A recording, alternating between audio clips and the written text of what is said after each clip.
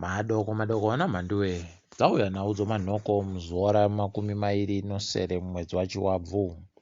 Nyasi bhangi guru ronyika raridza chiwebvu kune mabhangi.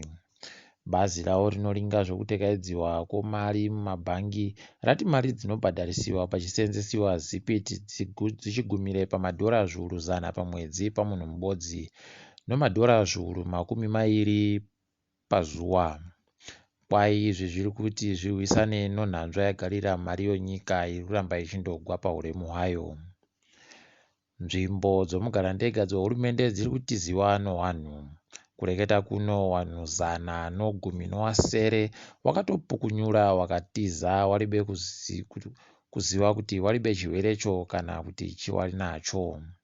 Kuingidzira matambudziko onyika paribe ari kuziva iko wanogara kana hama dzawo kuti wachiboyeke wanhuwo. Izvo kureketa kuno kureva kuti wari kutozora wamwe chirwerecho kana wainacho. Mune imwe nyaya, ichokwadi kuti rina manyanga rinoputirwa ba, nokuti nyasi tazoziva chikonzero munyori webazi routano munyika Chiremba Mahomva wakabvisiwa kubva pabaziro. Waive wapfika homwe yomari zvakapa kuti wakuru wonyika waite ukasha. Zvinhu zviri kuseenzesiwa padziwa mupengo zvakaingidziwa mitengo yazvinotengesiwa nayo kuhurumende nokambani inohukama nawamunangagwa. Ichokwadi kuti zvinotinyadzisa kana kureketa.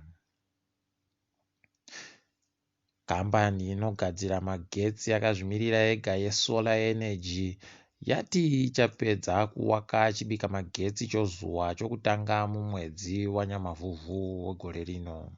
Iri kuringira kuisa magetsi anokwana mawati mamiliyoni 5 ari kunzvimbo yoHwange. Tindori pamagetsipo, kambani yaWamasiwa inobika magetsi ozuwa kumaruwa yakapedza chibika magetsi chokutanga kuNdolwane kumaTebeleland.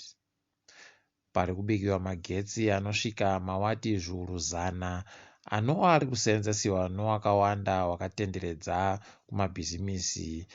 Izvo zviri kuita kuti zvibika magetsi zvavo wati zvichazozara kumaruwa enyika dzose. Isu tinondoramba takaringawo kuti kwedu buja wachasvikirawo nokukasika. Wabasa wanoseenzera kambani yeTel1 wari kutambirisiwa nhova nonhamo nokuda kwekamari kavari kuhoresiwa kasingakwani kana chinhu. Wakanyora tsamba inombwisa tsitsi yawaiti museenzero wavo wada kufanana nomaricho okundoseenzera kuja hweiba budiriro kufanana newamwe. Tinondovimba kuti chichemo chavo chichambwika. Toringadzo pasi rese.